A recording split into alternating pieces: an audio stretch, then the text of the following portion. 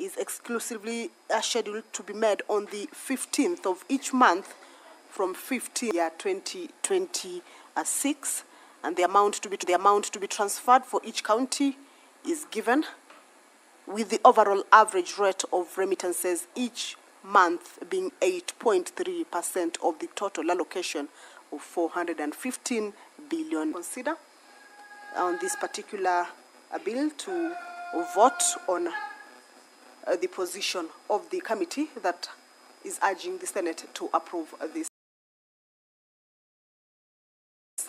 particular motion or the report to have making his way into the chambers to preside over this afternoon sitting. Allow me to hand you over to this live broadcast brought to you by PBU in partnership with KBC. Good afternoon.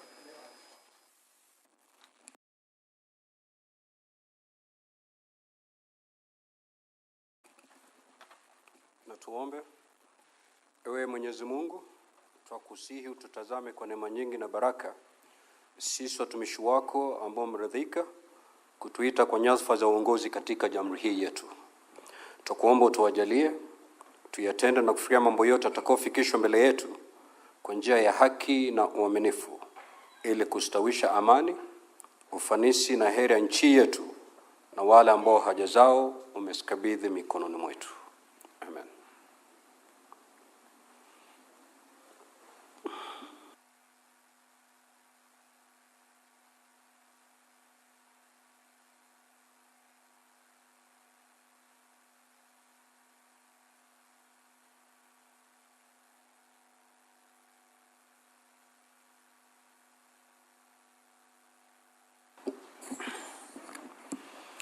Clerk, do you have quorum?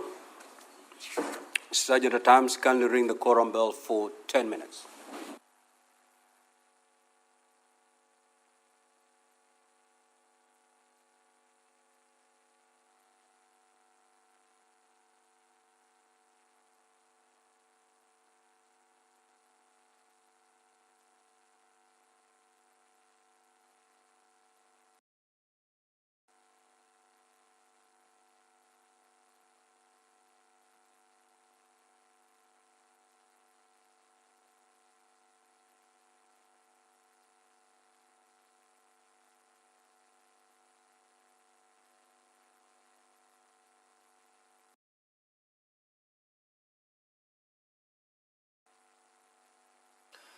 The prayer has been said and the chair taken. However, the House is facing a quorum hitch. The Speaker has directed that the quorum bell be rung for 10 minutes. This is, of course, to give room to the members who may be running late or maybe within the precincts of Parliament, but yet to make their way into the chambers to hasten their steps and join their colleagues to be able to allow the House raise that much-needed quorum for the business to be able to commence. This is as provided for in the House Standing Order number 39 and 40. At the lapse of the first 10-minute quorum bell, if the quorum will not have been raised, then that means a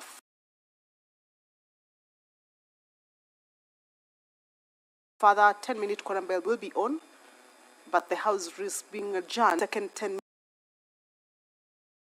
quorum bell, if the quorum is not raised, then the House may risk being adjourned. However, as we can see, more members are making their way into the chambers, and we believe in a short while the quorum will deem to have corrected for it to be able to commence its business. So back to the business that, as the senators convene this afternoon, will be transacting the bill sponsored by Honorable Senator David Wafula Wakoli on the Office of the County Attorney Amendment Bill, a bill originating from the Senate, Bill number 47 of 2024. This is a bill that is at its second reading stage, and it will be going into division this afternoon for the members to decide on whether the bill be read for the second time. It's a bill that seeks to amend the Office of the County Attorney Act,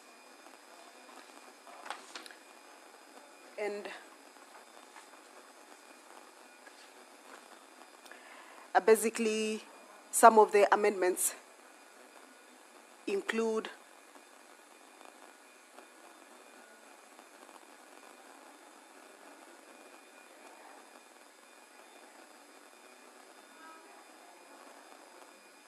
some of the amendments to this particular act will be regarding the office of the county attorney, and it's a 4-clause bill. So this afternoon, as the members convene, then they will be able to consider this particular bill before it heads to the Committee of the Whole House for consideration. If there are any amendments that the members proposed during the debate, that is at the second reading stage, then that is the point that the amendments that may have been proposed therein will be considered. Also this afternoon, pursuant to provisions of the House Standing Order 453-1, where members request for statements from various standing committees. This afternoon, the Senator for Nandi County, Honorable Samson Cherarkei, will be seeking a statement from the Standing Committee on Roads, Transportation and Housing regarding the condition of the road from Dries Junction, Timboroa, to Naiberi in Uasin Gishu County. The nominated Senator, Honorable Miraj Abdullahi, will be seeking a statement for teachers serving in Mombasa County. If you're just joining us, is that the House about to commence its business? The prayer has been said and the chair taken. However, a quorum hitched face the House. Now allow me to hand you over. Order, honorable senators. Senator for Elgeyo Marakwet, take your seat, please.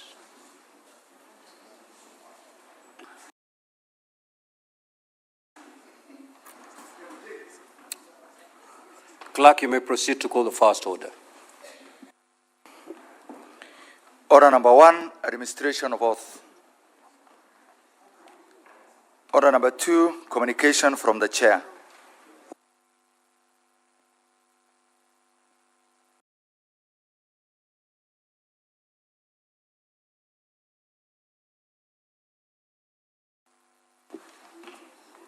Order number 3, messages. Order number 4, petitions. Order number 5, papers. The chairperson standing committee on health to lay a paper.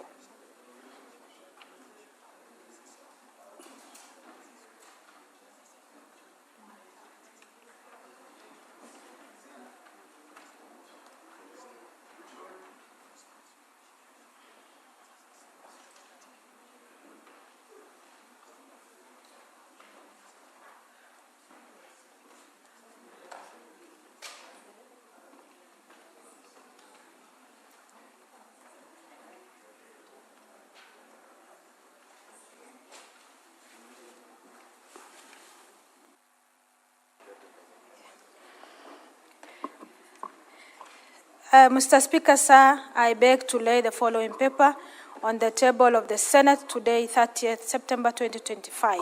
Bill Senate number 35 of 2024. Thank you, sir. Next order.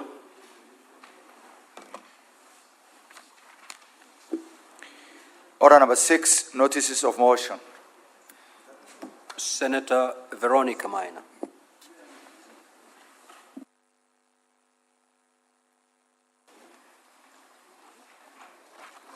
Thank you, Honorable Speaker. Honorable Speaker, I beg to give notice of the following motion, that aware that Article 27 of the Constitution of Kenya guarantees the right to equality and freedom from discrimination, with Article 27(3) providing that women and men have the right to equal treatment, including the right to equal opportunities in political, economic, cultural, and social sphere. Further aware that Article 27.8 obligates the state to take legislative and other measures to redress any disadvantage suffered by individuals or groups as a result of past discrimination, and to ensure that not more than 2/3 of members of elective or appointive bodies shall be of the same gender, cognizant that mainstreaming gender perspectives in all aspects of governance is essential to achieving inclusive development and safeguarding the rights and welfare of all citizens, particularly women, girls, and other marginalized groups. Concerned that the integration of gender considerations remain inconsistent across the two levels of government, and that legislative processes have often resorted to policies that do not adequately address gender-specific needs and realities. Now, therefore, the Senate urges Parliament, county assemblies, and their respective legislative committees to incorporate a gender analysis in the scrutiny of legislation, policies, programs, and budgets before them, including through the use of gender impact assessment and consultation with gender-focused stakeholders to ensure gender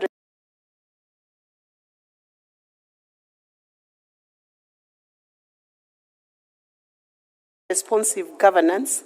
B, recommends that the National Gender and Equality Commission and the State Department for Gender develops clear guidelines and tools to support the integration of gender perspective in legislative policy. Senator Fonandi. Thank you, Honorable Speaker. You may proceed, C, Honorable Senator.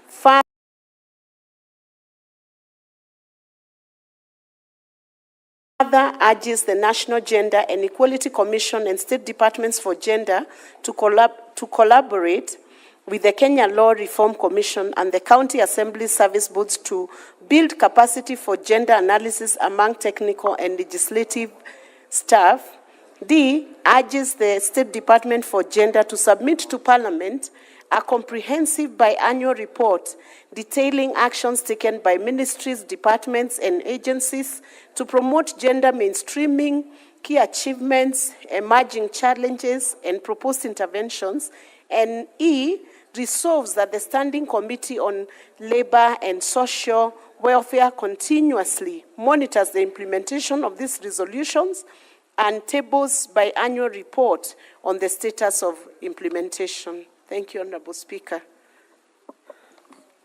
Senator Karungo Wathangwa.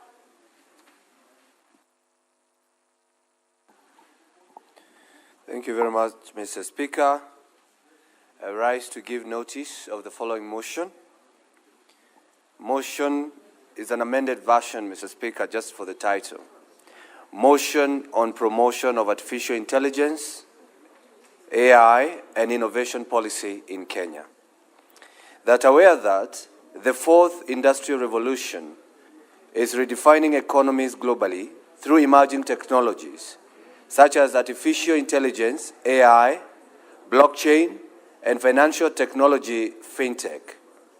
Further aware that Kenya has made commendable strides in digital infrastructure and mobile innovation, positioning itself as a potential leader in the Africa tech-driven future. Council endorsed the Continental AI Strategy during its 45th ordinary session in Accra, Ghana, on July 18 and 19, 2024, to underscore Africa's commitment to an Africa-centric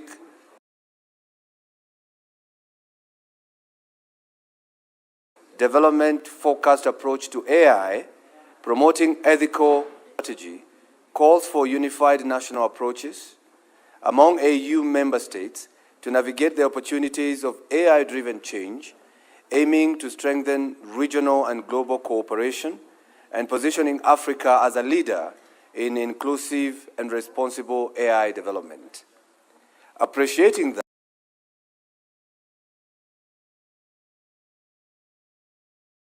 that, the Ministry of Information, Communication, and the Digital Economy recently 30, recognizing that the need to align Kenya's development with global standards in AI adoption while also safeguarding national values, inclusivity, and employment. Concerned that the absence of a comprehensive framework may hinder innovation among local startups and youth-led tech enterprises and slow down Kenya's ability to harness AI for inclusive growth. Now, therefore, the Senate resolves that the Ministry of Information, Communication, and Digital Economy develops a policy to promote artificial intelligence, AI, and emerging technologies with particular emphasis on, 1,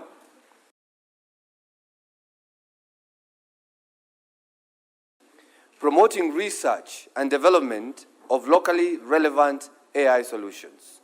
2, facilitating ethical guidelines to ensure responsible and beneficial application of AI. 3, creating innovation-friendly sandboxes for supervised testing of AI and emerging technologies. 4, strengthening public-private partnership to build digital skills and innovation ecosystems. And 5, integrating AI and coding into the education curriculum to prepare the next generation for the digital economy. Mr. Speaker, I give notice. Next order.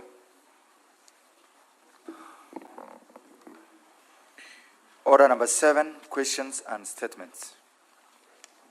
Statement pursuant to Standing Order 53-1. The Senator for Nandi County, the Honorable Samson Cherange.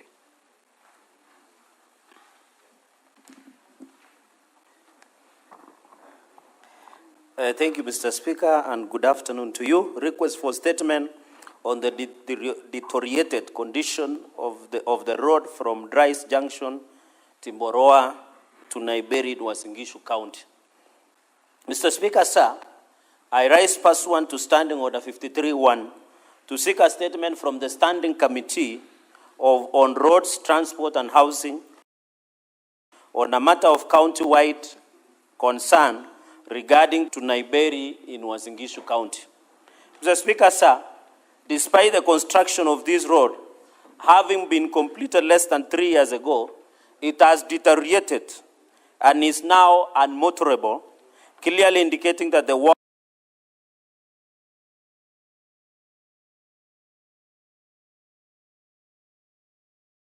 was standard at 1.8 billion of the taxpayers' money.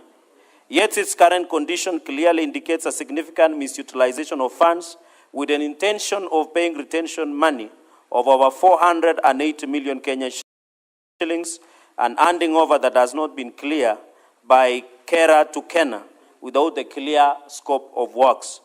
Mr. Speaker, the primary purpose of the road was to provide easy access to the market for local farmers, since the area has intensive agricultural activities. In the statement, the committee should address the following. 1, the contractor or contractors engaged in the construction of the road, including their qualification and experience, the original design and projected cost for the road, and how the current state of the road compares to the initial plans and budgetary allocations to the same.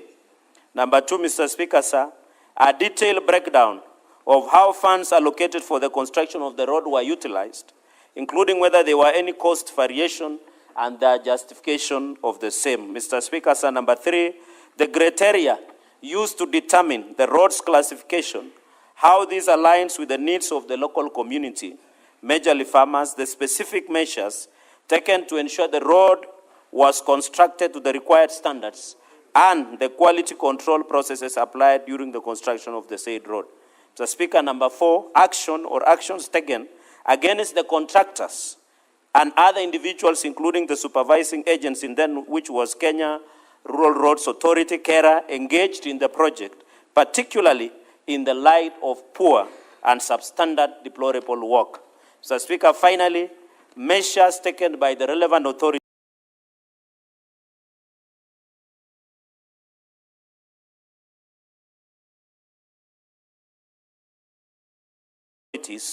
including EACC, to address the deteriorating other users of the road. Mr. Speaker, sir, I yield and I thank you. Senator Miraj Abdullahi.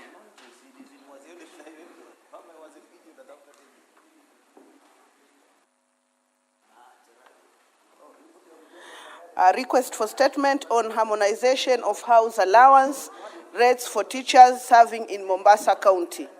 Mr. Speaker, sir, I rise pursuant to Standing Order 53-1 to seek a statement from the Standing Committee on Education on a matter of a county-wide concern regarding the harmonization of house allowances rates for teachers serving in Mombasa County.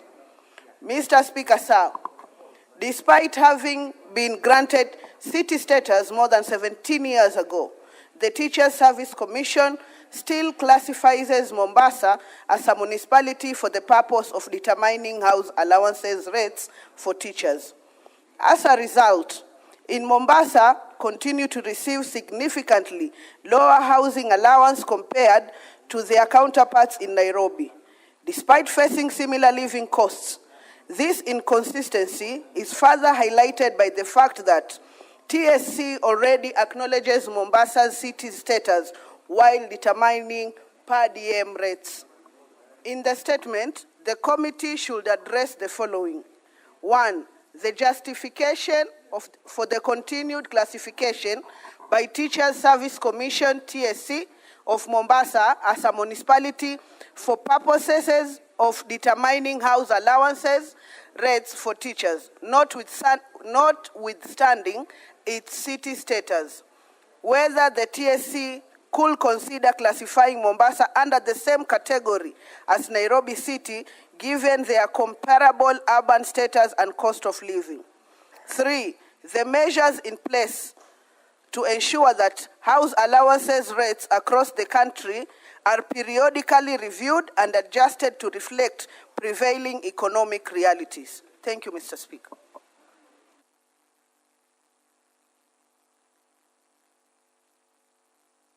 Senator Newton.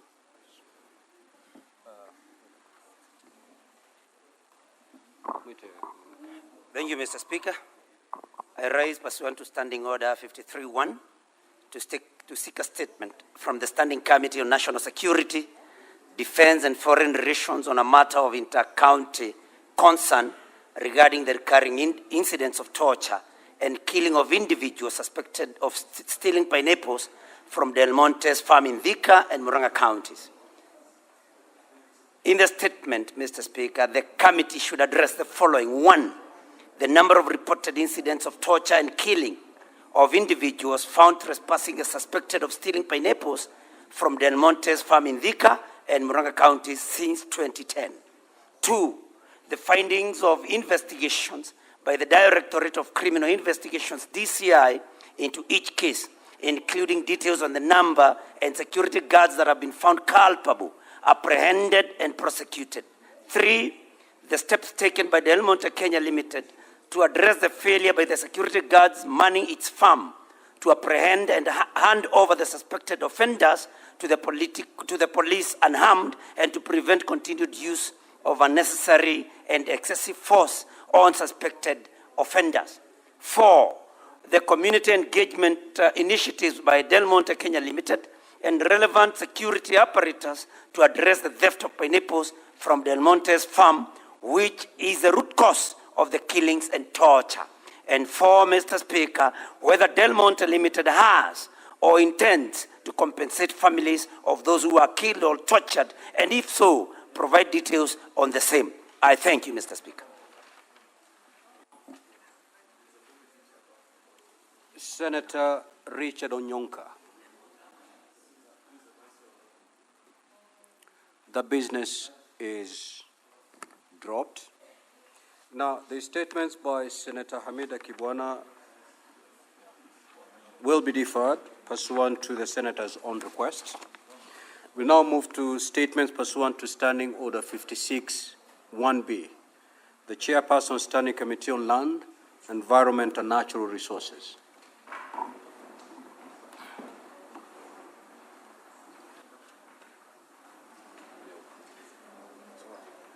That business is Proceed, Honorable Senator. Thank you, Honorable Speaker. Honorable Speaker, I rise pursuant to Standing Order number 56(1)B of the Senate Standing Orders to make a statement relating to the activities of the Standing Committee on Land, Environment and Natural Resources during the period May to August 2025. Honorable Speaker, the Senate Standing Committee on Land, Environment and Natural Resources is established under Standing Order number 2284 of the Senate Standing Orders and is mandated to consider all matters relating to lands and settlement, environment, forestry, wildlife, mining, water resource management and development. Honorable Speaker, during the period under review, the committee held a total of 21 sittings, during which it considered 1 bill, 8 petitions, and 13 statements.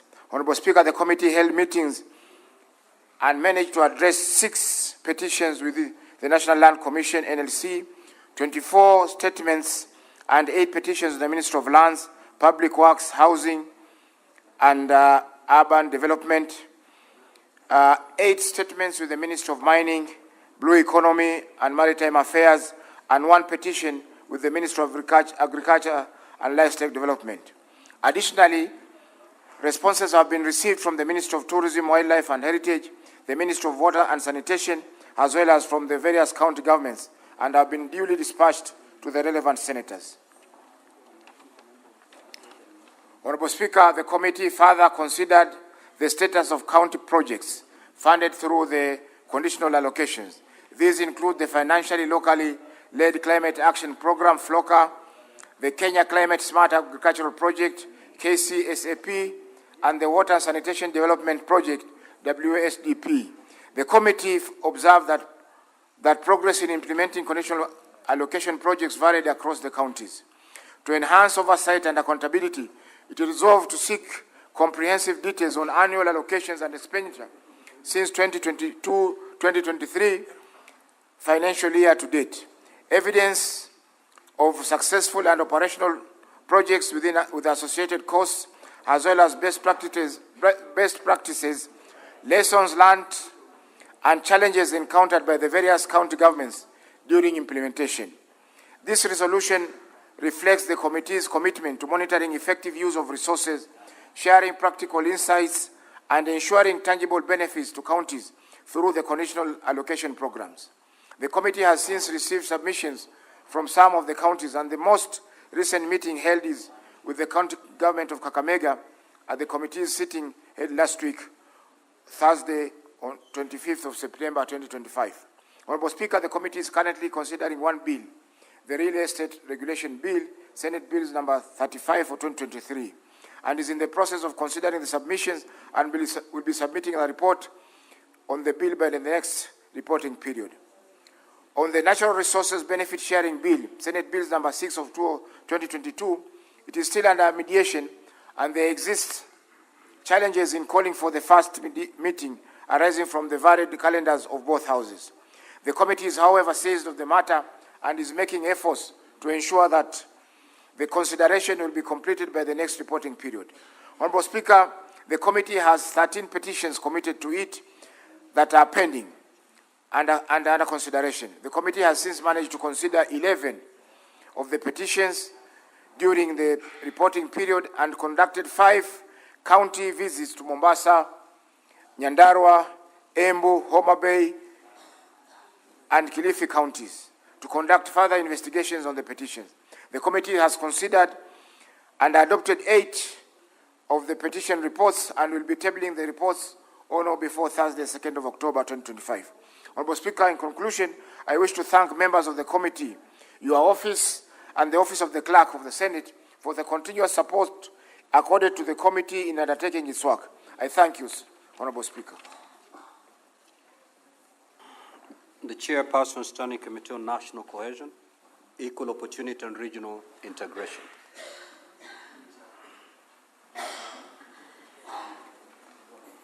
Thank you very much, Chair. Mr. Speaker, I'm standing on behalf of my chair, Senator Chute, who is not around. Chair, I want to seek a statement, to read a statement, Mr. Speaker,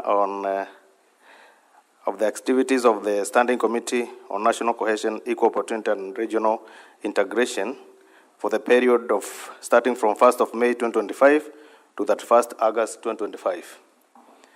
Honorable Speaker, I rise pursuant to Standing Order 56(1)B of the Senate Standing Orders to make a statement relating to the activities of the Standing Committee of National Cohesion, Equal Opportunity and National Integration for the period of May to August 2025. During the period under reference, the committee held 28 sittings at which it considered various legislative businesses, i.e., statement, inquiries, and motion from the Senate, and held stakeholders' engagement as set out below. A. Statement 3. The committee received 3 statements and has already written the stakeholders inviting their submission on the issues raised. The committee is at various stages of interacting with the stakeholders. B. The committee is currently conducting an inquiry into the representation of Kenya's diversity in the staff composition of the semi-autonomous government agencies, SAGAs. The committees held 28 sittings, during which 21 stakeholders appeared before it.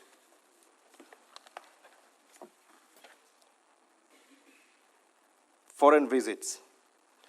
Mr. Speaker, the committee attended the Security, Disaster, Reconstruction and Peace Forum in Istanbul, Turkey, from 28th August to 5th September 2025, where it engaged in discussion around ethics in public services, responsiveness, rules of law, accountability, and transparency, ethics in diversion and making reliable resolution on conflicts of public interest, integrity, compassion, fairness, development, legislative and administrative practices that process which promote ethnic values and integrity, and strengthening the ethical competence of civil servants and mechanism to support professional ethics. Mr. Speaker, during the remainder of the 4th session, the committee has prioritized the conclusion of legislative business before the committee. As I conclude, I wish to thank the Office of the Speaker and the Clerk of the Senate for the steadfast support that they have accorded this committee, as well as members of the committee for their utmost dedication and commitment to duty. Thank you, Mr. Speaker. Chairperson, Standing Committee on Security, Defense, and Foreign Relations.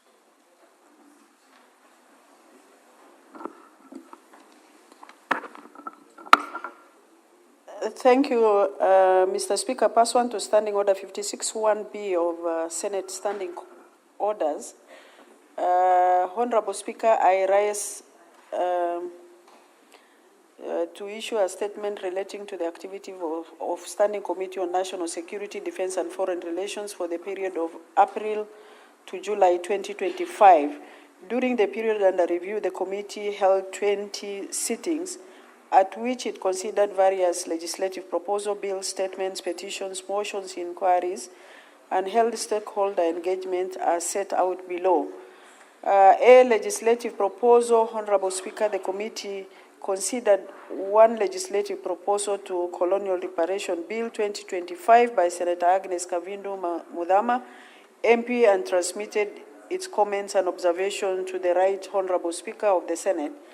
B. Bills 1. The committee considered one bill during the reporting period, namely the Narcotic Drugs and Psychotropic Substance Bill 2024, Senate Bill number 1 of 2024, sponsored by Senator Kaduri Murungi, MGH MP. The committee concluded consideration of the bill and tabled the report.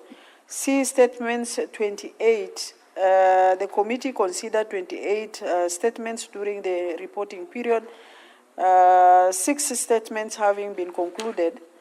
The remaining 22, we have invited written responses from relevant stakeholders. A list of the statement is attached as Annex 1. Petitions. One petition, the committee is currently considering a petition concerning compensation of police officers injured in the line of duty, which was redirected from the Standing Committee on Labour and Social Welfare. The committee met with the petitioners and relevant stakeholders to deliberate on the petition. However, the committee was dissatisfied by the received submission. The committee is further scheduled to meet with the stakeholders to receive supplementary responses on the petition, after which it will proceed to prepare and adopt its report for tabling in the Senate. Motions, Mr. Speaker, the committee considered resolution of the Senate arising from the adoption of the motion on the current state of the nation, and the committee met with its relevant stakeholders and received written submissions. The draft report on the motion is underway. The committee will be tabling it in the Senate during this session. Session of papers and policies, Mr. Speaker, the committee is currently considering one session of paper during the reporting period, namely the foreign policy of the Republic of Kenya. This will still ongoing through committee. Though the committee has invited written submission on the policy, a report on the same will be tabled soon thereafter. Inquiries, Mr. Speaker, the committee is further looking into 3 inquiries during this reporting. These are the allegation of corruption and mismanagement of funds pertaining to Kenya Police SACCO that affects the welfare of the police, that falls under the committee's mandate. Circumstance leading to the death of Mr. Albert Ojwang in police custody, the persistent case of organized gangs in the coastal region, Kwale, Mombasa, and Kilifi counties. The committee has since met with the Kenya National Police SACCO board, and a meeting to receive further submission is scheduled to be held in October 2025. In the case of inquiry into the circumstance leading to the death of Mr. Ojwang in police custody, we have received submission from relevant stakeholders. However, they are yet to appear before the committee to make further submissions on the third inquiry. The committee considered a concept note on the matter and is yet to meet with the relevant stakeholders and visit various counties that have higher organized crimes and gang violence for a fact-finding mission. Thereafter, the committee will conclude the aforementioned inquiries and table its report. Honorable Speaker, last but not least, I wish to report that the committee participated in 2-day sensitization workshop on the proposed Strategic Goods Control Bill 2025, hosted by the Ministry of Interior and National Administration, State Department of Interior, Security and National Administration. Honorable Speaker, as I conclude, I wish to thank your office for the support accorded to the committee in undertaking its work. I also wish to acknowledge the Secretariat support the committee has received from the Office of the Clerk of the Senate. Lastly, I wish to commend members of the committee for their utmost dedication and commitment to the duty. I thank you, Mr. Speaker. Now, honorable senators, I will allow comments for not more than 15 minutes. And therefore, any senator wishing to contribute will do so for not more than 3 minutes. The senator for Nairobi City County. Good. Senator Maanzo Daniel. Thank you, Mr. Speaker.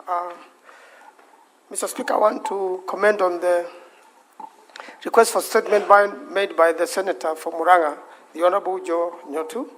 Mr. Speaker, this is in relation to people suspected to have stolen pineapples in the Thika farms. Mr. Speaker, the company has been assaulting people, and in some cases death has occurred, and none of these people have been compensated in any manner. And it is an act, of brutality. It's also against the law, and the security systems around Thika do not seem to be taking the matter seriously. If somebody has stolen or is found with stolen goods or is suspected to have stolen, Mr. Speaker, the best thing is not to do mob justice on him, but to take that person to court, prosecute them, take them through the system, and if they are found guilty, then they serve justice.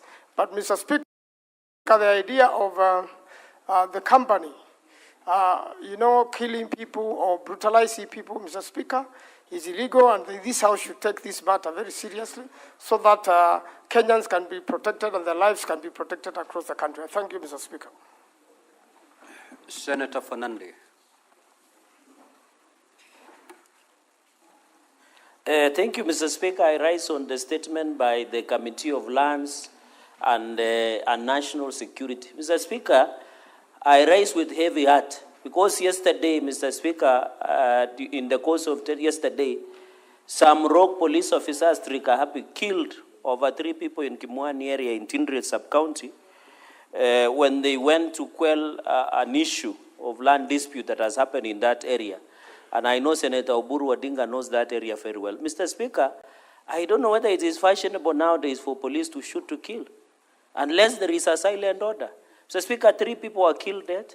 5, Mr. Speaker, are now lying in hospital, Mr. Speaker. There is a lot of tension in the area, Mr. Speaker, and I would have expected the National Security Committee and the Committee of Lands to seize off the matter because this issue of land conflicts is becoming a serious issue, Mr. Speaker. You remember 1 month ago, a replica style of Angata Barakoi killings happened, Mr. Speaker. So I don't know whether the training in Kiganjo or there is a silent order by the Ministry of Interior to shoot to kill innocent Kenyans who are harmless, Mr. Speaker. I thought you should kill, you should shoot to disable, Mr. Speaker, because it's very unfortunate. Mr. Speaker, my people are crying. The same taxes that they pay for bullets to be bought, the same taxes that they pay for guns to be bought, are the same guns that are killing them, Mr. Speaker. It is very tragic, it is very sad. And I remember when the Ministry of Interior came to Nandi for Jukwaa la Usalama, or is it Jukwaa la Kisiasa, these issues were raised, Mr. Speaker. Nothing has been done by the Ministry of Interior. They should in fact take those police to Kerio Valley, where there is issue of banditry, or take to Bulawayo, somewhere in Mandera, Mr. Speaker, instead of killing my people, Mr. Speaker. We shall not allow the issue of national security to be politicized by individuals. This issue was raised, but no one took it seriously, Mr. Speaker. So we are sad and crying that we are going to bury our people, for their only mistake is to demand their right to occupy land that belongs to their forefathers, Mr. Speaker. And unfortunately, people who have grabbed that land are people who have means and power, Mr. Speaker. So I want to challenge Senator Dula and Senator Faki to seize off the matter, Mr. Speaker. But I want to warn, should government do nothing about it, we shall take law into our hands, Mr. Speaker. I thank you.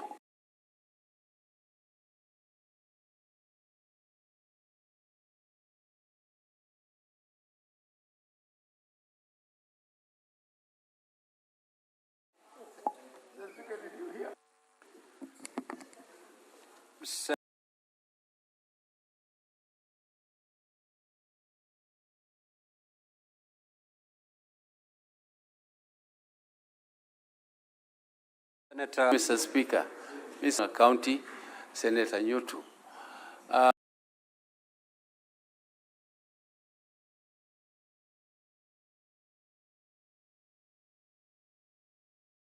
Mr. Speaker, it reminds me of the colonial already, where citizens of this country used to be shot at random under the pretext that they were trespassing on the European farms. Mr. Speaker, this farm belongs to foreigners. And they cannot encourage, because this is encouraged by the owners. They know what is happening. It is not those innocent people who have lynched the suspect for theft.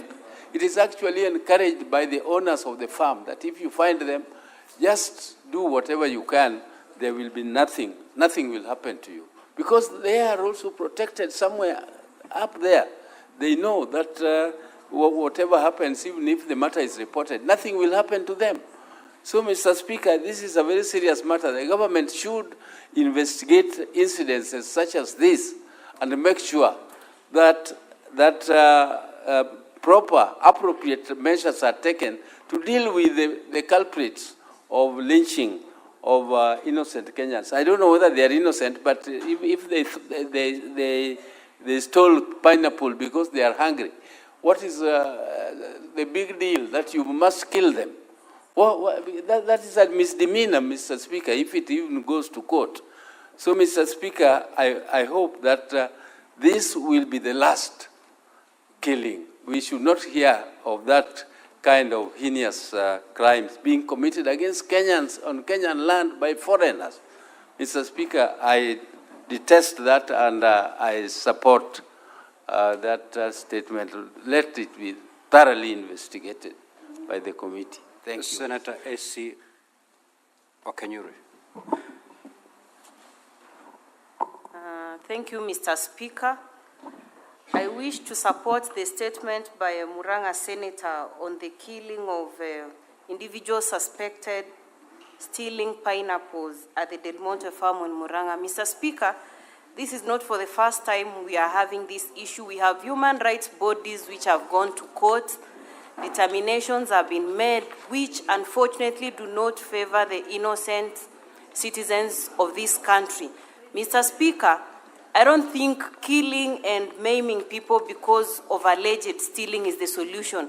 And on most instances, like a past determination I looked at, the company defended itself that their headquarters are not in Kenya and so they are not able to handle such issues. Mr. Speaker, I think that's very lame from their side because we cannot lose Kenyans who are supporting the company in big ways just because of small elements which, on the other hand, have not even been fully substantiated to be thieves as it is, Mr. Speaker.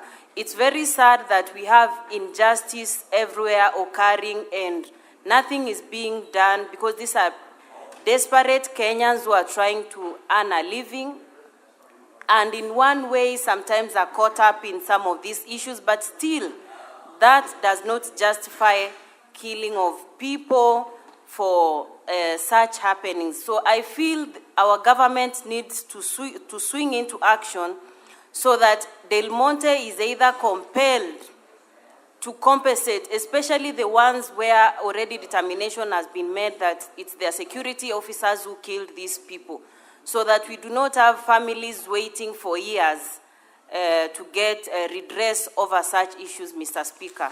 Thank you. Senator Beatrice Akinyi. Honorable Speaker, I rise to support the statement by the Murang'a senator. And Honorable Speaker, I sometimes support the Hammurabi laws that says that an eye for an eye. Sometimes, if you have to kill, torture and kill our people because of pineapples, Honorable Speaker, then there must be a way in which the same culprits must go through the same way of punishment, Honorable Speaker. Honorable Speaker, we need to tell foreigners in this country that enough Kenyans died when we were fighting for independence. And we no longer want to hear Kenyans, our people, lose lives for petty things like pineapples, for petty things like a young man who goes to Naivasha to fish. Honorable Speaker, where I come from, the lake is a God-given natural resource. So when you go to fish, actually it is a gift from the Lord. And our people do not need to die when they go for these natural resources. So it reminds me this death relates so much to the death that is still being dealt with in Naivasha, where a young man lost his life. We do not even know where he is, and I do not know why somebody would kill for a pineapple or kill a young man for going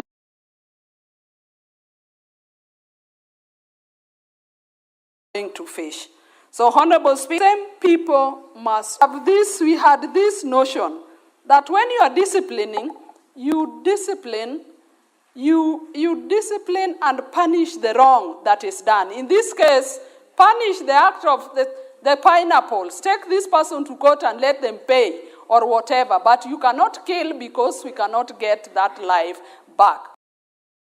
Honorable Speaker, we cannot allow to be recolonized through other ways and through the back door. Kenya is a free country. We are independent, and we cannot tolerate foreigners that are mistreating our people. Secondly, Honorable Speaker, I want to support the report by the Lands Committee and to say, Honorable Speaker, that a number of the pending issues we have as a Land Committee, a number of them are attributed to the non-responsive nature of the National Land Commission. And Honorable Speaker, the National Land Commission needs to come out to say where they have shortfalls. If they do not have funds, if they do not have personnel, Senator Karen Nyamu. Thank you, Mr. Speaker. I wish to make comments on the statement brought by Senator Miraj on the harmonization of housing allowance for teachers serving in Mombasa County. Mr. Speaker, we all passed in the hands of teachers. Our children are also passing through the hands of teachers. It is unfair, and we should be very careful not to demoralize teachers by having somewhat an unfair practice, especially as straightforward as this one that is happening in Mombasa County. I understand that their per diem, when they take travels, they are paid a per diem that is over city status. But when it comes to their housing allowance, they are still paid like Mombasa is a municipality, Mr. Speaker. I don't know why TSC is subjecting the Committee of Education to sit down and decide or investigate such a straightforward matter.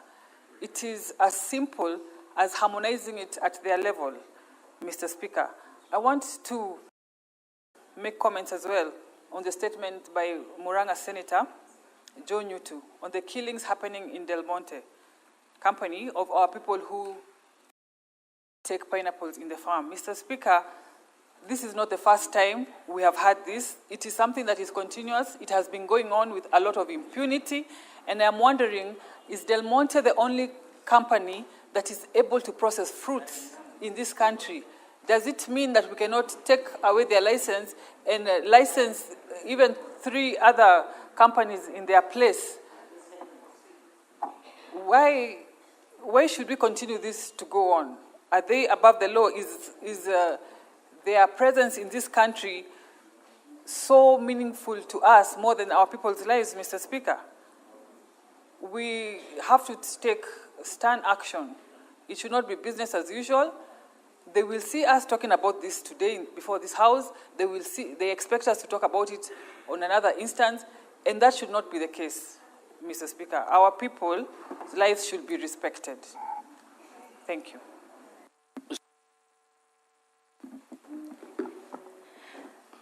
Thank you, Mr. Speaker.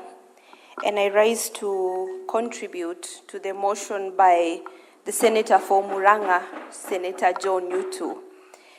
Mr. Speaker, it is indeed very disappointing to see a foreigner who purports to come from a developed nation taking matters into their own hands within a democratic and a sovereign republic, that is the Republic of Kenya. Mr. Speaker, the foreigners in this country, the investors must note that Kenya is a sovereign state and no foreigner has any right or power to meddle in the affairs of our country. That was made very clear by our president during the great submission at the UNGA. Mr. Speaker, this issue reminds me of the SGR issues when some Chinese investors took matters into their hands and whipping Kenyans as if we are still in the colonial era. I am sure those Chinese need to tell the other people at Del Monte what happened to them. Mr. Speaker, there is also evident of a lot of laxity on the part of the Ministry of Interior because we were busy coordinating ambulances to pick our people who are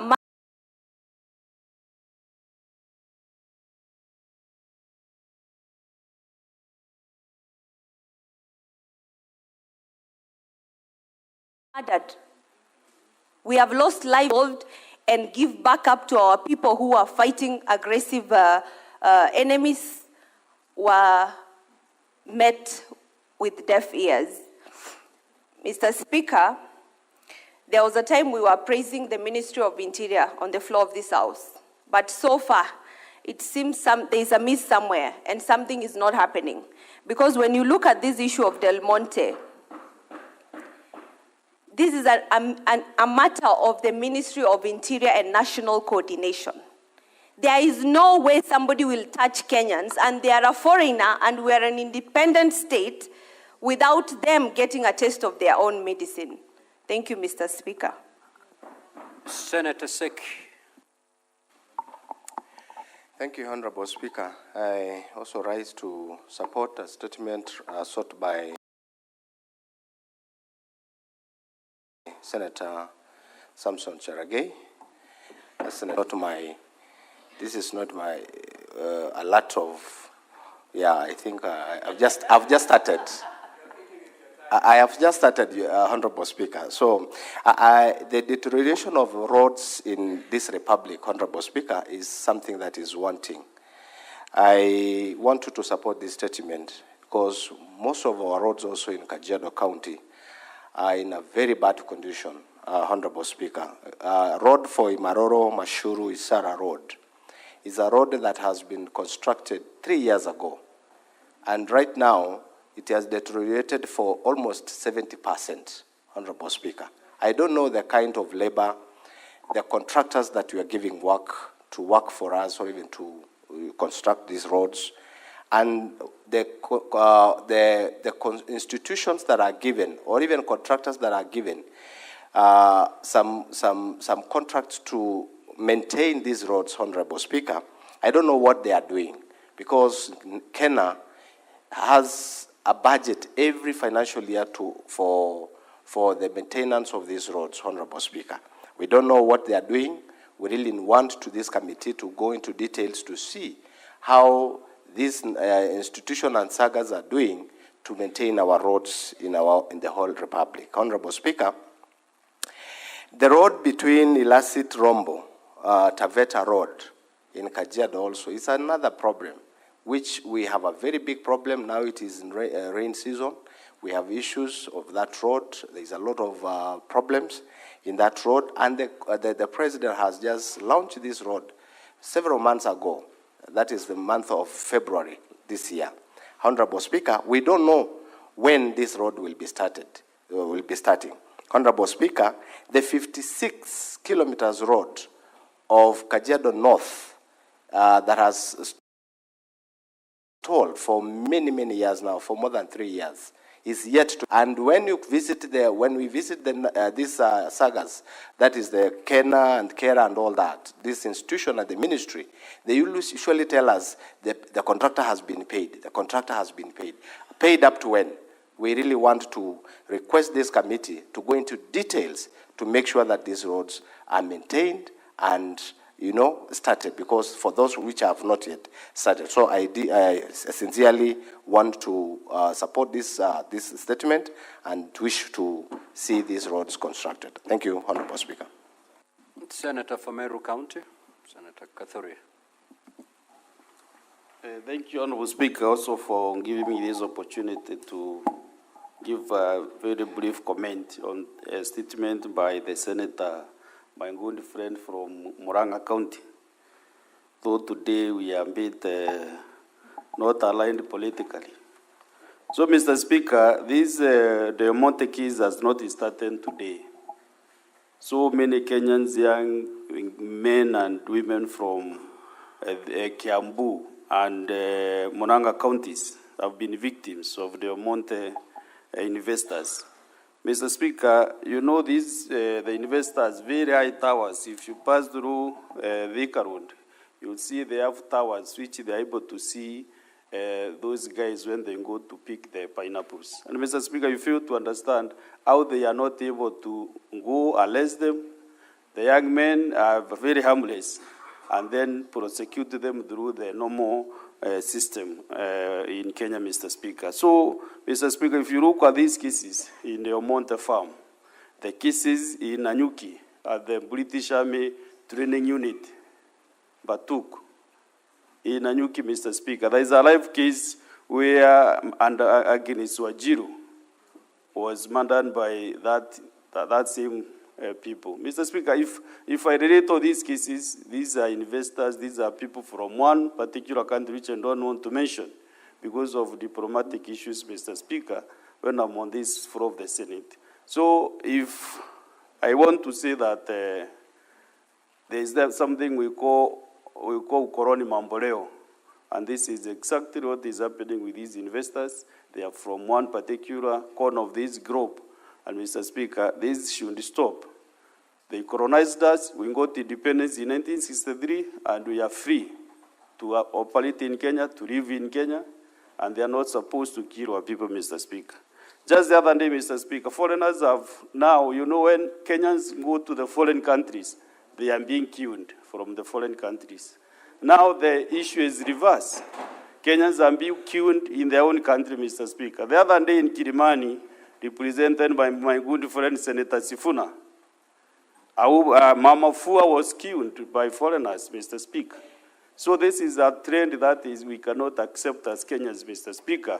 And the committee that has been tasked to investigate this matter on the Remont issues should weigh in to give the Senate how many Kenyans have lost lives through that particular farm, Senator Nyutu. Let us not investigate only one case. Even when I was served in the Royal House, there were still petitions regarding the amount, Mr. Speaker. So let us know exactly how many Kenyans have lost their lives through these investors operating. Now, honorable senators, the 15 minutes have long been expended. We'll therefore terminate that session there. Now, before I call the next order, I've got this communication to make. I would like to acknowledge the presence in the public gallery this afternoon, visiting teachers and students from Ruby Craft Comprehensive School in Homa Bay County. The delegation consists of 11 teachers and 124 students. In our usual tradition of receiving and welcoming visitors to Parliament, I extend a warm welcome to them, and on behalf of the Senate, on my own behalf, wish them a fruitful visit. Also, I'd wish to acknowledge the presence in the Speaker's Gallery this afternoon of visiting delegation of Sergeant-at-Arms officers from the County Assembly of Nairobi City County, and the County Assembly of Busia County.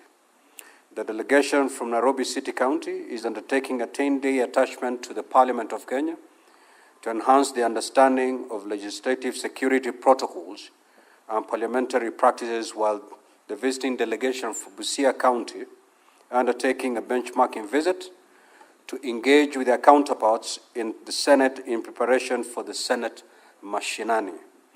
In our usual tradition of receiving and welcoming visitors to Parliament, I extend a warm welcome to the delegation, and on behalf of the Senate, on my own behalf, wish them a fruitful visit. I will call upon Senator for Nairobi City County to extend a word of welcome to the 3 delegations. You may proceed, Honorable Senator. Thank you, Honorable Speaker. On behalf of the Senate, just to inform the students from Homa Bay and the teachers that their senator has been sent out on official duties from the Senate, and that is why he's not here. The auxiliary senator for Homa Bay, the Honorable Beatrice Oyoma, was here. She has contributed, but she has also left. But of course, because I wear many hats and Homa Bay is also a second home, I'm a friend of Homa Bay. I want to take this opportunity to welcome you to the Senate, and I hope you get opportunity to be able to learn something. Honorable Speaker, perhaps one of the toughest assemblies to be Sergeant-at-Arms is the Nairobi County Assembly. There are my friends there, like the Honorable Stazo Mungala, who can very easily take on 4 Sergeant-at-Arms at once. And sometimes, because he's very well built, no, these are the Sergeant-at-Arms who have to deal with the Honorable Stazo Mungala Just a few months ago, Honorable Speaker, as they say in Nairobi, mambo huwa inachemuka. The Honorable Reki, MCA from Madare, was giving them a bit of a test as to how fit they are. So we are happy that you are here to also learn, because we have people of similar stature here in the Senate who have to be apprehended from time to time, like the Honorable Tom Ojienda, who is the mirror image of the Honorable Stazo Mungala. And of course, there's people like Cherargei who have to be thrown out from time to time. So I'm hoping that you will also learn, we have to learn from our Sergeant at Arms here. They are very cordial, they are very good people, and we wish that you pick up a few lessons from them to be able to handle with your assembly there. But as your senator, I remain very proud of the assembly and the work that you're doing for the people of Nairobi. Honorable Speaker, what was the last delegation I had that were 3? Oh, Busia, these are going to be our hosts next week. Are they together with the... Yes. Of course, you are aware that the Senate is coming to Busia. We will actually be sitting the entire week in your assembly, and it will be a good exchange of, as well, Honorable Speaker, expertise on handling of members in the assembly, because we will be sitting there. Our Sergeant at Arms will come down to Busia with us, and of course, your own Sergeant at Arms there will have an opportunity to interact with the Senate and with the Senate staff down there. I want, as a leader from that region, to assure every member of this Senate that Busia is a very... What is your point of order, Senator Fernandez? You seem to be restless. Mr. Speaker, thank you. While I didn't want to interrupt Section 105, Standing Order 105 on accuracy of facts, Mr. Speaker, is it in order for the good senator to tell the entire republic, which I'm greatly respected, I'm thrown out time to time? In fact, if you check answer, Mr. Speaker, the person who has been thrown out most times than anybody in this house is Senator Sifuna.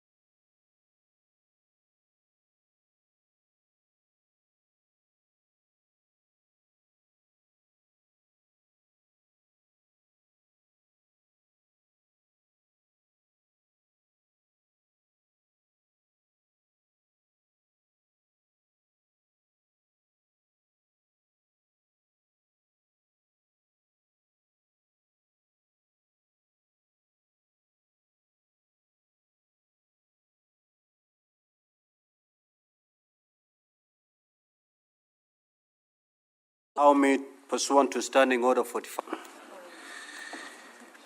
Order number 12, Committee of the Whole. The County Library Services Bill, Senate Bills number 40 of 2024. Order number 14, Committee of the Whole. The Technopolis Bill, National Assembly Bills number 6 of 2024.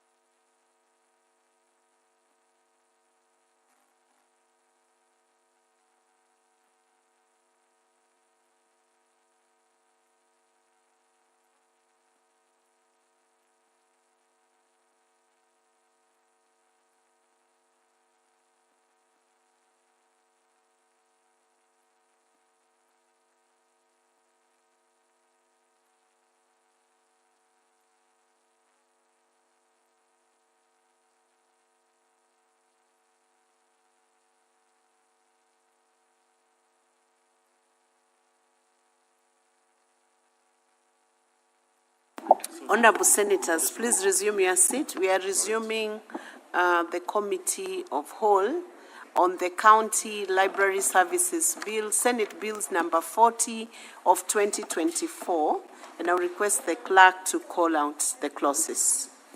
We Clause canvass 3. the bill. I propose the question that clause 3 be part of the bill, and I invite the chairperson, Standing Committee on Labor and Social Welfare, to proceed and move the amendment.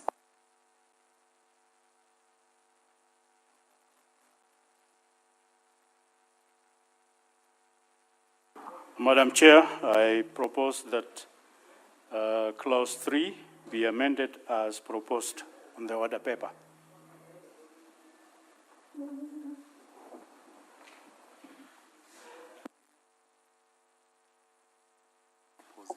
Can you move that Clause 3 be amended instead of proposing? Can you just move?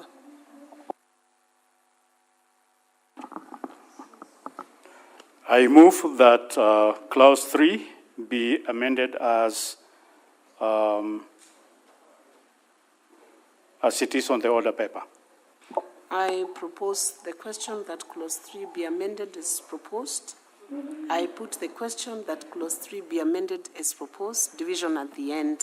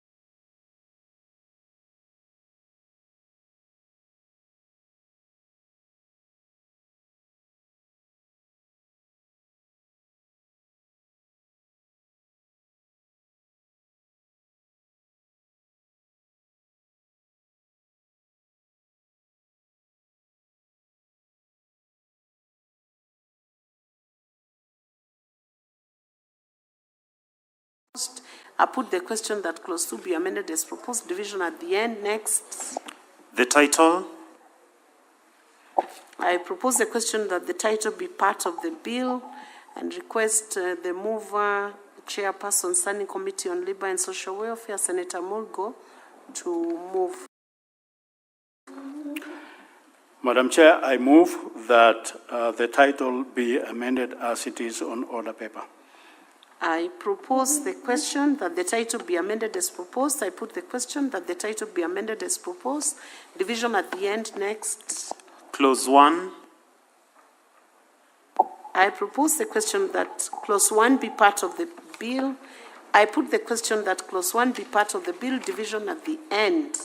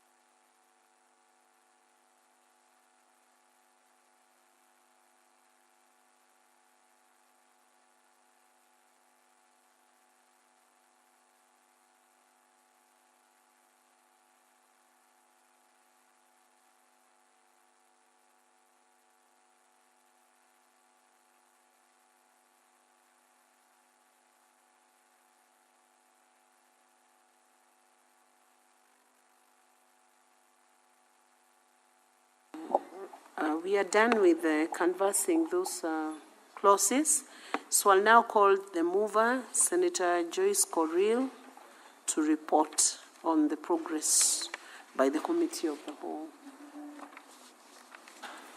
The mover is Senator Joyce, not the chair. Yeah, Honourable Speaker, I beg to move that the House do agree with the committee in the said report.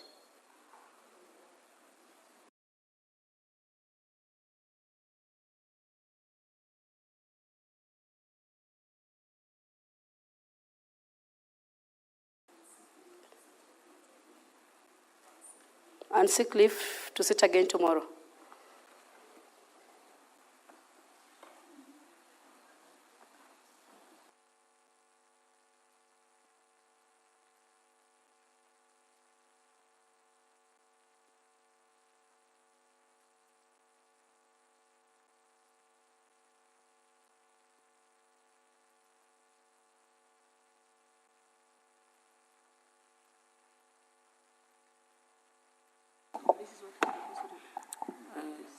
We proceed on, Honourable Senators, and I put the question that the Committee of the Whole do report to the Senate its consideration of the County Library Services Bill, Senate Bills number 40 of 2024, and seek leave to sit again tomorrow. As many as are of that opinion say aye. As many as are of contrary opinion say nay. The ayes have it. Madam Chair.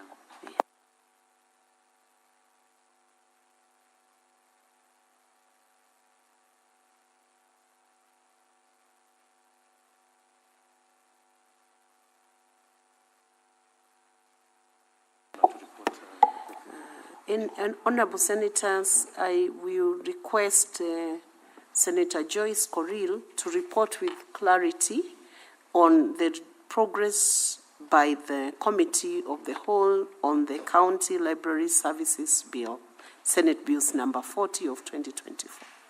Please proceed, Senator Joyce. Yeah, thank you very much, Chair.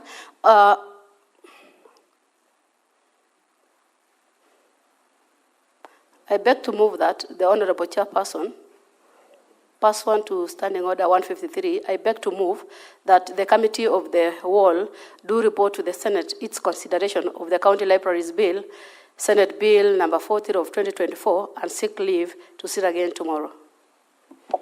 Thank you. I put the question that the Committee of the Whole do report to the Senate its consideration of the County Library Services Bill, Senate Bills number 40 of 2024, and seek leave to sit again tomorrow. As many as are of that opinion say aye. As many as are of contrary opinion say nay. The ayes have it.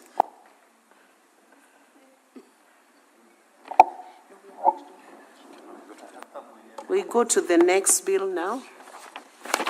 That is the... Why is it? We are going to the next bill, the Technopolis Bill, National Assembly Bills number 6 of 2024.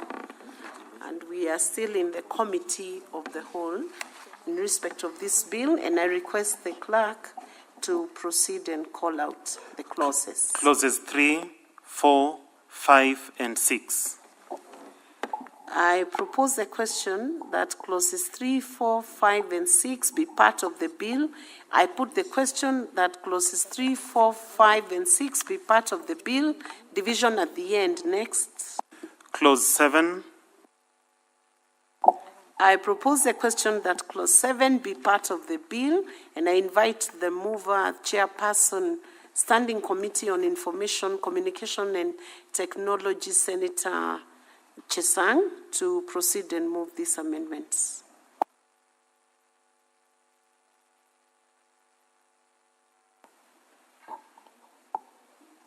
I propose that clause 7 be amended as proposed. Just move, don't propose, just move the amendment. I move that clause 7 be amended as proposed. I propose the question that clause 7 be amended as proposed. I put the question that clause 7 be amended as proposed. Division at the end. Next. Clause 8. I propose the question that clause 8 be part of the bill and request the mover, chairperson, Standing Committee on Information, Communication, and Technology to move this amendment. I move that clause 8 be amended as proposed. I propose the question that clause 8 be amended as proposed. I put the question that clause 8 be amended as proposed. Next. Division at the end. Next. Clauses 9, 10, 11, and 12. I propose the question that clauses 9, 10, 11, and 12 be part of the bill. I put the question that clauses 9, 10, 11, and 12 be part of the bill. Division at the end. Next. Clause 13. I propose the question that clause 13 be part of the bill and invite the mover, chairperson, Standing Committee on Information, Communication, and Technology to proceed and move the amendments. Madam Chair, I beg to withdraw the committee's amendment to clause 13. I propose that that is now already withdrawn. So we proceed on to the next. Now we have an amendment by the Senator Kisang.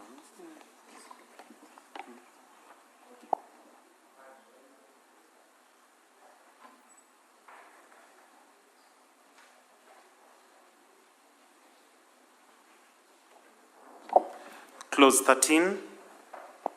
I propose the question that clause 13 be part of the bill, and I invite Senator Miraj, who is standing in for Senator William Kisang, as the mover of that amendment, to take the floor and move.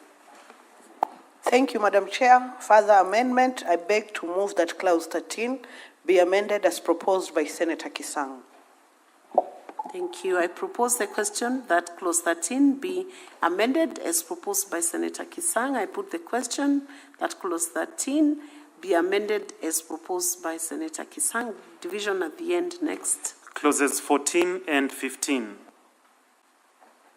I propose the question that clauses 14 and 15 be part of the bill. I put the question that clauses 14 and 15 be part of the bill. Division at the end. Next.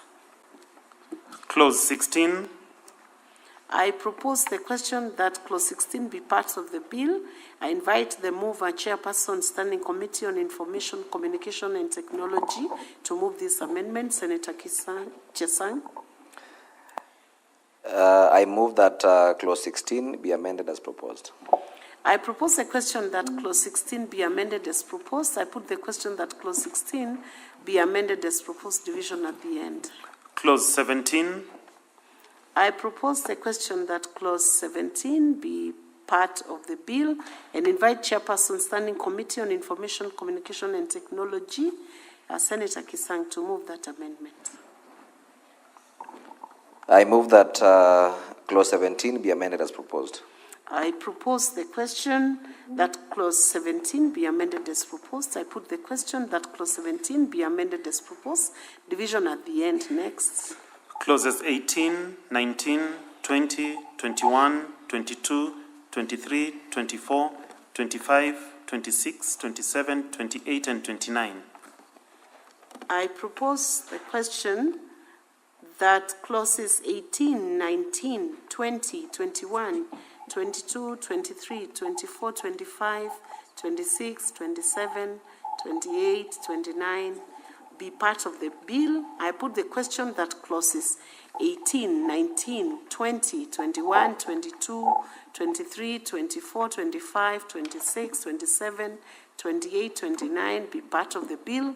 Division at the end. Next. Clause 30. I propose the question that clause 30 be part of the bill and invite the mover, Chairperson, Standing Committee on Information, Communication and Technology, Senator Chesang, to move this amendment. I propose that clause 30 be amended Please as proposed. move. Please move. Oh, sorry. I move that clause 30 be amended as proposed. I propose a question that clause 30 be amended as proposed. I put the question that clause 30 be amended as proposed. Division at the end. Next. Clause 31. I propose the question that clause 31 be part of the bill and invite the mover, Chairperson, Standing Committee on Information and Communication and Technology, to move this amendment. I move that clause 31 be amended as proposed. I propose the question that clause 31 be amended as proposed. I put the question that clause 31 be amended as proposed. Division at the end. Next. Clause 32. I propose the question that clause 32 be part of the bill and invite the mover, Chairperson, Standing Committee on Information, Communication and Technology, to move this amendment. I move that clause 32 be amended as proposed. I propose the question that clause 32 be amended as proposed. I put the question that clause 32 be amended as proposed. Division at the end. Next. Clauses 33, 34, 35, 36, 37, 38, 39, 40, 41, 42, 43, 44, and 45. I propose the question that clauses 33, 34, 35, 36, 37, 38, 39, 40, 41, 42, 43, 44, 45 be part of the bill. I put the question that clauses 33, 34, 35, 36, 37, 38, 39, 40, 41, 42, 43, 44, and 45 be part of the bill. Division at the end. Next. Clauses 46, 47, 48, 49, 50, 51, 52, 53, 54, 55, 56, 57, 58, 59, and 60. I propose the question that clauses 46, 47, 48, 49, 50, 51, 52, 53, 54, 55, 56, 57, 58, 59, and 60 be part of the bill. I put the question that clauses 46, 47, 48, 49, 50, 51, 52, 53, 54, 55, 56, 57, 58, 59, and 60 be part of the bill. Division at the end next.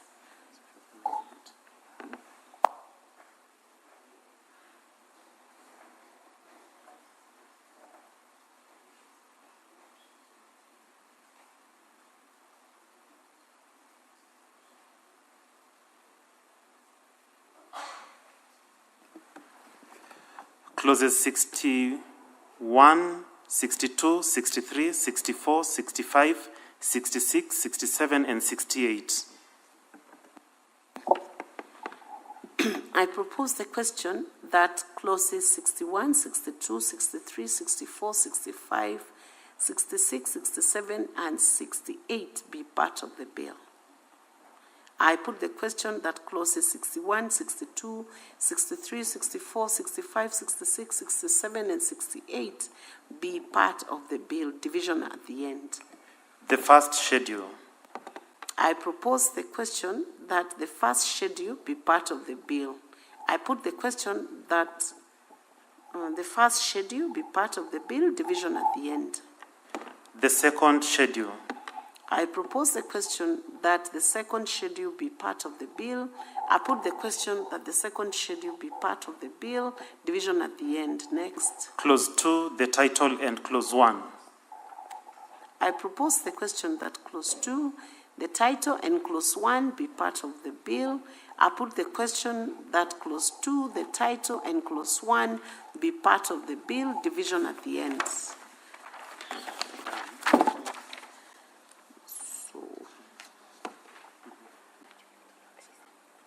So that brings us to the end of the canvassing of the clauses under the Technopolis Bill, National Assembly Bills number 6 of 2024.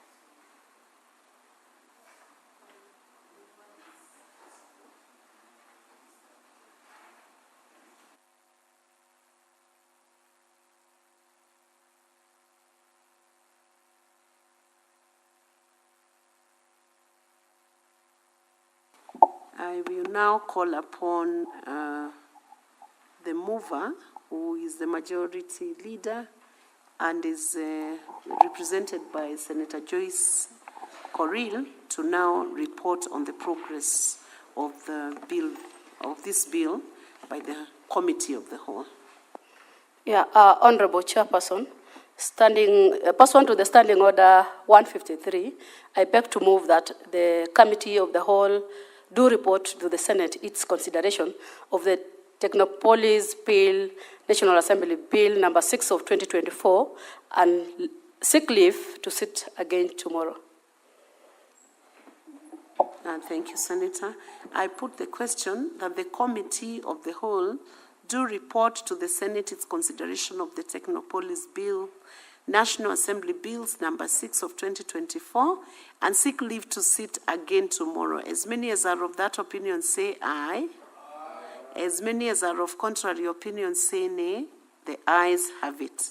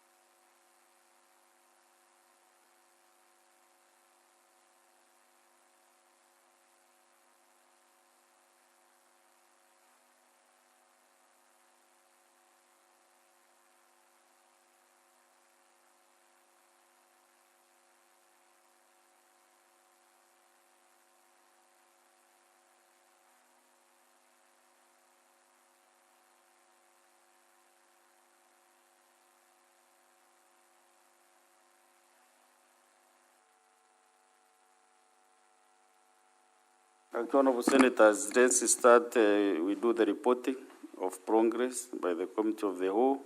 We start with the County Library Services Bill, Senate Bills number 40 of 2024. Mover.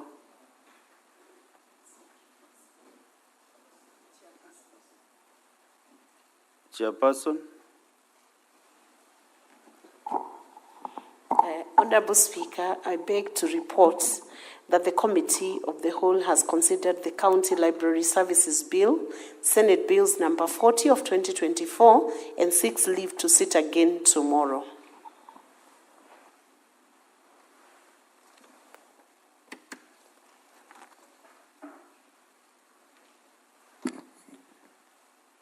Mover, we proceed. Let's proceed. The mover. Yeah, Honorable Speaker, I beg to move that the House do agree with the committee in the said report. Miraj, to second.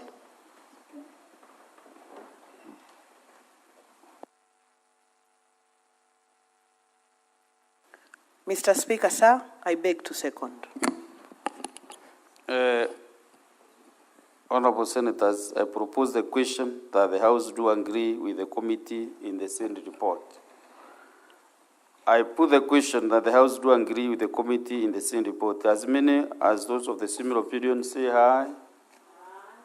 As many as those with the contrary opinion say nay. The ayes have it. Let's go to the next bill, the Technopolis Bill, National Assembly Bills number 6 of 2024. Chairperson. Honorable Speaker, I beg to report that the Committee of the Whole has considered the Technopolis Bill, National Assembly Bills number 6 of 2024, and seeks leave to sit again tomorrow. Mover.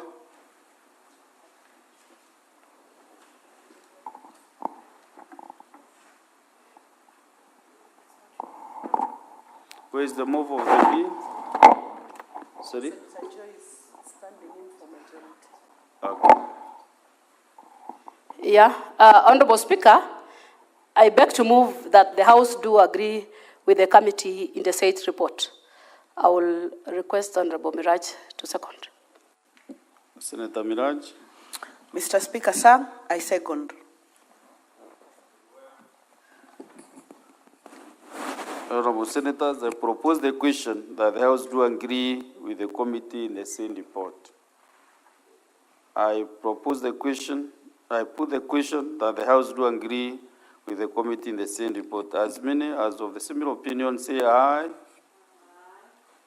As those of the contrary opinion say nay. The ayes have it.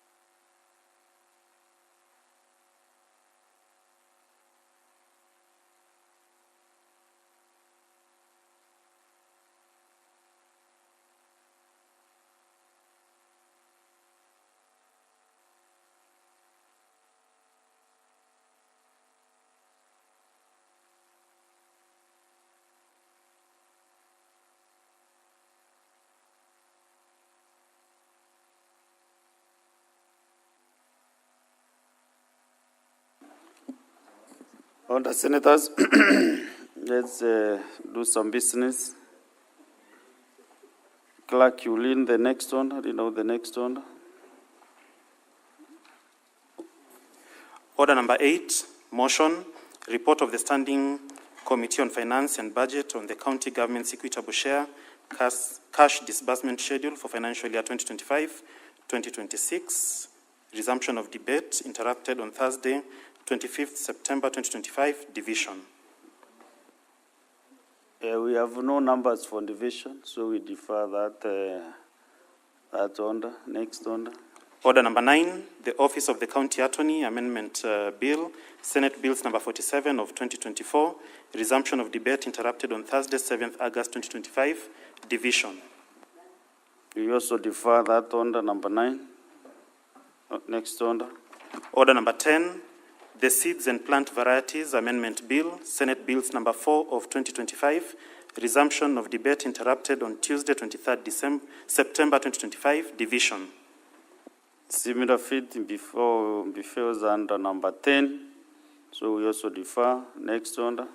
Order number 11, motion, report of the Select Committee on Delegated Legislation on its consideration of the Affordable Housing Regulations, legal notice number 114 of 2025, resumption of debate interrupted on Thursday, 25th September 2025. Also, that one actually was deferred and also 13 previously. So, maybe call out under number, also under number 14 was deferred, and under number 15. No, let's go to call out under number 15, clerk. Order number 15, the Wildlife Conservation and Management Amendment Bill, Senate Bills number 46 of 2023, second reading. There's a bill under Senator Jones Maruma who is not allowed, so we defer that bill. The Wildlife Conservation and Management Amendment Bill, Senate Bills number 49 of 2023, second reading. Also, that one is deferred, clerk. The Narcotic, Drugs and Psychotropic Substances Control Amendment Bill, Senate Bills number 1 of 2024. Second reading. Also, due to some other reasons, that the bill is deferred, number 17. The county government, order number 18, the County Government State Officers Removal from Office Procedure Bill, Senate Bills number 34 of 2024. Second reading. This is the bill under Senator Karungo, which is not in the House, so it is deferred. Order number 19, the Street Naming and Property Addressing System Bill, Senate Bills number 43 of 2024, second reading. This is the bill under Senator Fatuma Duro. Also, it stands deferred. Order number 20, motion, report of the Liaison Committee on the activities and operations of select committees during the third session, 2024. This order is also deferred until when the chairs of committees will be in the House.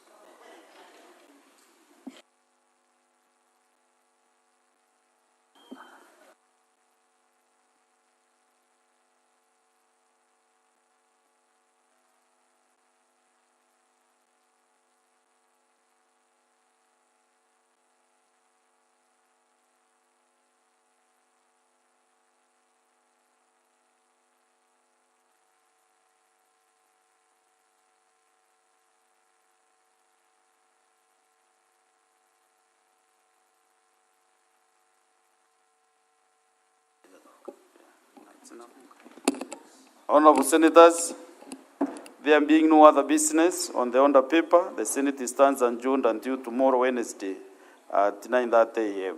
Thank you.